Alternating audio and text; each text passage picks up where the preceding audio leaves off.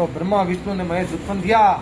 બ્રહ્માજીએ આ સૃષ્ટિની રચના કરી, પોતાના શરીરમાંથી 10 માનસ પુત્રો ઉત્પન્ન કર્યા. એમાં આંખમાંથી ઉત્પન્ન કર્યા એ ઋષિનું નામ પેલું અત્રિ ઋષિ.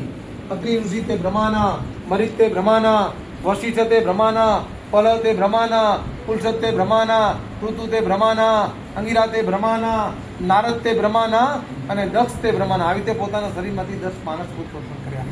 અત્રિ ઋષિ અને મહાસતી અનસૂયા જેમણે 10,000 વર્ષ તપસ્યા કરી.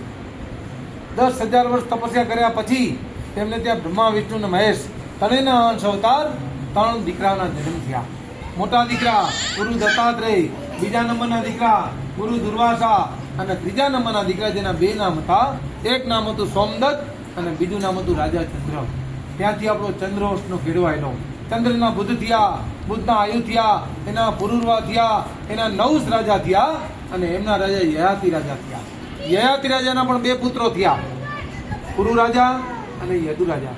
પુરુ રાજામાંથી પાંડવ વંશ અને કૌરવ વંશ થયો. આગળ જતા એમાંથી ગોહિલ વંશ અને તુવર વંશ કે જે વંશની અંદર રામદેવ પીરે જન્મ લીધો તે પણ ત્યાંથી નોખો પડ્યો. અને યદુ રાજા ત્યાંથી આપણો યદુ કુળ કહેવાનો. બ્રહ્માજીથી 56મી પેઢીએ શ્રી કૃષ્ણ પરમાત્મા તેને આપણા ચંદ્રવંશની અંદર જન્મ લીધો છે, જે તમારા દાદા છે બાપુ. શ્રી કૃષ્ણ ભગવાન જેમનો જન્મ મથુરાની કાળકોટરીમાં થયો, કારણ કે એ તો બધી એમની લીલા હતી. ત્યાર પછી વાસુદેવજી રાતે 12 વાગ્યા જન્મથી એટલે કરંડિયામાં બેસાડી અને દીકરાને લઈ અને પોતાના મિત્ર રાજા હતા ત્યાં બાળકને મૂકી આવ્યા. ત્યાં પણ એક બાળકનો જન્મ થયો હતો. એને કરંડિયામાં લઈને રાતોરાત પાછા વાસુદેવજી આવી ગયા. સવારનો પોર થયો, બાળકનો રુદનનો અવાજ આવ્યો. પહેરેદારો જઈને કંસ રાજાને કીધું કે 8 અવતાર 8મો અવતાર જન્મી ચૂક્યો છે. પણ એ ખબર નહીં કે ભગવાનની લીલા થઈ ગઈ છે, બાળકની અદલા બદલી થઈ ગઈ, એમને ખબર નહીં. એટલે દેવકીબાના ખોડામાંથી બાળકને ઝટવી જેમ 7ને પથ્થર પર પછાડીને માર્યા હતા તેમ હું 8માને પણ પથ્થર પર પછાડી અને એનો વધ કરું. ત્યાં તો આકાશમાંથી ઝટકી એ બાળકી રૂપ હતા. આકાશમાંથી અંદર આકાશની અંદર વીજળી બની અને યોગ માયા કહેવાના મહામાયા રચી એટલે નામ પડ્યું મહામાયા. એમાંથી શબ્દ અપ્રસ થયો અને નામ પડ્યું મોહમાય. ત્યારથી કૃષ્ણ ભગવાનના ચંદ્રના વખતથી આપણા કુળદેવી મોમાઈ કહેવાના. એને પેલા આપણા કુળદેવી અંબાજીમાં હતા. શ્રી કૃષ્ણ ભગવાનના બાલમોહરા પણ અંબાજી ઉતરા હતા. અંબાજી એટલે 51 શક્તિપીઠમાંનું એક પીઠ. જ્યારે શિવના પત્ની ત્યારે દેવ ગયા એટલે શિવ ક્રોધે વ્યાપી ગયા. પોતાના પતિનું નિષ્ણાંત દેહ અંબાઓ લઈ અને આમ બ્રહ્માંડની અંદર પ્રલય કરવા માંડ્યા. તે વિષ્ણુજીએ યુક્તિ કરી કે આમનો ક્રોધ શાંત નહીં કરવું તો પ્રલય થઈ જાય. એટલે માતાજીના નિષ્ણાંત દેહ હતો એના 51 કટકા કર્યા. એ 51 કટકા જ્યાં જ્યાં બ્રહ્માંડ ઉપર મળ્યા એમાંથી 51 શક્તિપીઠ ઉભેલી. એમાં જે હૃદયનો ભાગ છે એમાં અંબાજી, મસ્તકનો ભાગમાં હિંગળાજ, લાસબેલા નામનું ગામ છે, સિંધ પ્રાંતની અંદર બલુચિસ્તાન પ્રાંત કહેવાય છે, એમાં હિંગળાજ કહેવાના. એટલે એ મહામાયાએ કીધું કે તને મારનાર તો ગોકુળ પહોંચી ગયો છે, હું તો મહામાયા છું. આટલું કહી અને અંતર ધ્યાન થઈ ગયા. આ બાજુ ચંદ્ર રાજા જેઓ પોતાની ગાદી ઉપર આરૂઢ થયા. બ્રહ્માજીથી 56 પેઢી શ્રી કૃષ્ણ ભગવાન, કૃષ્ણ ભગવાનના મોટા દીકરા જેનું નામ પ્રદ્યુમ્ન રાજા, અને પ્રદ્યુમ્ન રાજાના દીકરા તેનું નામ અનિરુદ્ધ રાજા હતું. અને જેમના લગ્ન થયા હતા એ જૂના વખતમાં એ મિશ્ર દેશ કહેવાતો. અત્યારે દેશનું નામ છે ઇજિપ્ત દેશ. ત્યાં સોનિકપુર નામનું ગામ અને બાણાસુર રાજાના દીકરી બા જેનું નામ હતું ઓખાબા, એમને અનિરુદ્ધ શિવાપુર હારે એમના લગ્ન થયા. અને જ્યારે યાદવા સ્થળી થઈ ગઈ ત્યારે એક જ પોતાના પિતાજીને ઘરે ઓખાબા ગયેલા એટલે એક જ વર્ષ એમના પેટની અંદર ઉતરી ગયો હતો. આવી અને ગુરુ દુર્વાસાની માફી માંગી, તમે દયા કરો તો અમારો ચંદ્રવંશ રહે. એટલે દુર્વાસા ઋષિએ વજ્રનો ઘોડો જે મંત્ર દ્વારા સિદ્ધ કરી હવનની અંદર કે તમારી નાભી ઉપર રાખજો. વજ્રના ઘોડાને નાભી ઉપર રાખ્યા પછી પૂરા દિવસે એ દીકરાનો જન્મ થયો.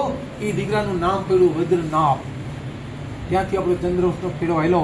અને વજ્રનાભ પોતાના મામા એટલે કે નાના બાબુની ગાદી ઉપર રહ્યા. 1 પેઢી 2 પેઢી નહીં પણ 82 થી 84 પેઢી આપણા વડીલોએ ઇજિપ્ત દેશની અંદર રાજ કર્યું. વજ્રનાભ કરી અને છેલ્લા રાજા દેવેન્દ્ર થયા. એ વખતે એમ કહેવાય છે કે મુસ્લિમ ધર્મનો ઉદય થયો. મુસ્લિમ ધર્મના ફેલાવવા માટે એ દગેથી રાજા દેવેન્દ્રને માર્યા. પણ રાજા દેવેન્દ્ર મહાન પરાક્રમી હતા. પાછળથી એમને માર્યા અને ચારેય ભાઈઓને કહ્યું ઇસ્લામ ધર્મનો અંગીકાર કરાવો. એમના 4 દીકરા હતા, અશ્પાદ, ગજપાદ, નરપત અને ભૂપાદ. ત્યાં માના હાથે પહોંચી ગયા. માં આગળ તો કોણ વાર વાકો કરી શકે. ત્યાં બાદશાહ પોતાની પાછળ આવ્યો, પોતે વાંધ્યો હતો. એક દીકરાએ અસ્પતે ત્યાં જઈ અને ઇસ્લામ ધર્મનો સ્વીકાર કર્યો અને પોતે એ ગાદી પર બેઠા. ત્યાં આજનું અફઘાનિસ્તાન કહેવાય છે ત્યાં. એમાંથી આખો ચગદા મોગલ વર્ષ થઈ ગયો અમારા ચોપડાથી અને હિન્દુ ધર્મથી વારા થયા. હવે 3 દીકરા હતા.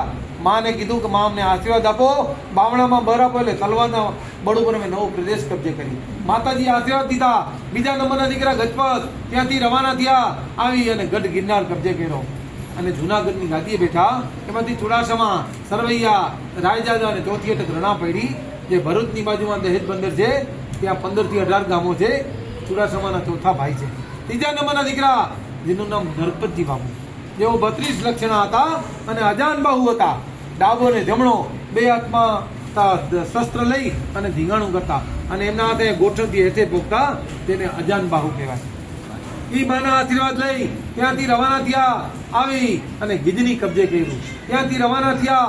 ઈરાન કબજે કર્યું. ઈરાનનો બાદશાહ પગે પડીને બોલ્યો કે તુમ તો બડે જાહમ હો. જાહમ પતિ જામ કહેવાનું. જામ એટલે વિશાળ, ઘણું અને તાકાતવાળા પુરુષ હોય જેને જામ કહેવાય. એટલે જામની પદી પડી. થોડોક સમય ત્યાં ગિજની મેં રહ્યા. પછી એમ થયું નવો પ્રદેશ કબજે કરું. પાછા સિંધ મલકની અંદર આવી, જે હાલનું પાકિસ્તાન કહેવાય છે. ત્યાં ફિરોઝ શાહ બાદશાહને મારી અને ત્યાં ગાદી સાહેબી. એના દીકરાનું નામ હતું સાંપતજી ઉર્ફે સમાજી, જેના ઉપરથી સમયનગર નામનું શહેર વસાવ્યું અને આપણી અટક એ વખતે સમા પડી. ચોથા નંબરના દીકરા ભૂપત એ માના આશીર્વાદ લઈ સીધો મારવાડનો માર્ગ લીધો. ત્યાં જઈ મોટો ગઢ બનાવ્યો. ગઢ દિલ્હી, ગઢ આગ્રા, અધગઢ બીકાનેર, ભલે ચણાવ્યો ભાટીએ તો ગઢની જેસલમેર. એ જેસલમેર નામનું ગાદી સ્થાપી અને ભાટી રાજપૂત એમની અટક પડી. હવે નરપતજી બાપુથી 13મી પેઢીએ બેરડાના 2 દીકરા જન્મા. અહીંયા કઈ બેરડા, હિન્દી ભાષા બેરડા કે ઝાડા કોઈ છે ને, હિતા ઝાડે જો કીધું હિતા ઝાડે જાય. ત્યારથી ઝાડાજીથી આપી અટક ઝાડે જાય. અને જે એના ભાઈને 2 દીકરાને ખોરે બેસાડ્યા, એ 2 ભાઈનું નામ હતું લાખાજી અને લાખિયારજી. સિંધ મલક મૂકી અને કચ્છ જેથી અંદર ભગ મૂક્યો અને પેલી ગાદી જે સ્થાપી એનું નામ પડ્યું લાખિયાર વીરા. કારણ કે લાખાજી ગાદીએ બેઠા, પોતાના ભાઈનું નામ અમર રીએ એટલે લાખિયારજીના નામ ઉપરથી લાખિયા વીરા કહેવાનું. ત્યાર પછી એમના દીકરા લાખાજી બાપુના દીકરા રાયધણજી બાપુ હતા. એ બીજી પ્રજાએ જઈને કીધું કે બાપુ તમે અમને અમારા આ જતોના ત્રાસમાંથી છોડાવો તો તમે અમારા રાજા. એટલે એને જઈ અને ધીરોધર ડુંગર છે બાજુમાં લાખેરની આગળ, ત્યાં ગરીબનાથ બાપુની સમાધિ. એમને આશીર્વાદ કીધા કે જા દીકરા, તારા લલાટની અંદર આ કાંઠેથી સામે કાંઠે સુધી તારા સંતાનોનું રાજ્ય કર્યું. એના 4 દીકરામાંથી આ બધું થયા ને, એટલા જાડેજાથી 4 દીકરામાંથી થયા. આશીર્વાદ મળ્યા એટલે આખા કચ્છ દેશ ઉપર રાયધણજી બાપુએ સત્તા જમાવી. સત્તા જમાવ્યા પછી પોતાના છાપા ઉપર ગુરુની નિશાની રાખવા માટે એ ગુરુની નિશાની લાલ કલરનો કટકો રાખતા. લાલ કલરનો કટકો એની ગુરુની નિશાની માટે. એટલે કચ્છમાં અમારે લાલ કલરને રત્તો કલર કહે. શું કહે? નામ પડ્યું રત્તો રાયધણજી. અને કચ્છની અંદર ગાદી સ્થાપી લાખિયાર વીરા. પછી એમના 4 કુંવર થયા. જેમના બાપુ રત્તા રાયધણજીના 4 કુંવર થયા. 4 દીકરા મોટા થયા એટલે એમ દીકરા અમારા દેશ 4 કચ્છની અંદર 4 ગાદીના ભાગ પાડ્યું. મામૈયા માતંગને બોલાવ્યા, જે આપણા કુલગુરુ હતા. રક્તનું તિલક કરી અને ગાદીએ બેસાડ્યા. મોટા દીકરા દેદાજી એને કંથકોટ નામની ગાદી દીધી. બીજા નંબરના દીકરા ગજરજી એટલે કે તમારા દાદા, જેને 12-13 નામની ગાદી દીધી. ત્રીજા નંબરના દીકરા ઓઠાજી પ્રથમ લાખિયા પછી એમને કચ્છની મોટી ગાદી ભુજની ગાદી મળી. ચોથા નંબરના દીકરા ઓથીજી, જેને રેહા ને બંદરા ને તોમડી ને વગેરે વગેરે ગામો મળ્યા. આ 4 ભાઈના ઘરા વેચાણા. એટલે 4 ભાઈઓ કીધું કે અમારે કુંડળી તો મોમાય, તો અમારે ઘર કરવા ક્યાં જવું એ પણ તમે કહો. એટલે જ્યાં જ્યાં ગાદી હતી મા જગદંબા બિરાજમાન હતા. એટલે કંથકોટની બાજુમાં રવરાય રવેચી રમ નામનું ગામ છે. અહીંયા રવેચીમાના બેસણા છે. દેદાણી જાડેજાને કીધું કે આથી તમારા કરદેવી રવેચીમાં. 12-13ની બાજુમાં માતાના મઠ માં આશાપુરા, એમને કીધું આથી તમારા કરદેવીમાં આશાપુરા. ભુજની બાજુમાં રુદ્ર માતા રુદ્રાણી જાગીર કહેવાય, જે ભુજથી 15-20 કિલોમીટરના અંતરે છે. ભુજ ભાઈને કીધું આથી તમારા કરદેવી રુદ્રાણી માતા. અને હબાઈ નામનું ગામ છે અને ધાર ઉપર માતાજી બેઠા છે, જેનું નામ છે હબાઈ ઉર્ફે વાઘેશ્વરી. એટલે ઓથી જાડેજાને કીધું આથી તમારા કરદેવી હબાઈ ઉર્ફે વાઘેશ્વરી. આ 4 જાડેજાના ભાગ પડ્યા. એમાં મા જગદંબાની કૃપાથી એટલો પરિવાર વધ્યો, જેમાં જાડેજાની અહીંયાથી પેટા અટકું ચાલુ થયું. હરદ્રોળ ને કાના ને કુંબર ને હાપા ને તોતા ને રાવ ને દલ ને જીયા ને નાહેબ ને સાહેબ ને ખેંગા ને કાયાણી ને વિભાણી ને કિમાણી ને ડુંગરાણી ને લાખાણી ને જસાણી ને ભારાણી ને ભીમાણી ને બારાત ને બુટા ને હોથી ને દેદા ને મોર ને વરમસી ને મોકરસી ને પૈયા ને ઉસ્તિયા ને વડિયલ ને હરદ્રોળ ને ખંડેરિયા ને રવાણી ને જાડા ને આમર ને આ વગેરે વગેરે સાકુ બાપુજીના નામો પર ટિપ્પણી અને એ અરસામાં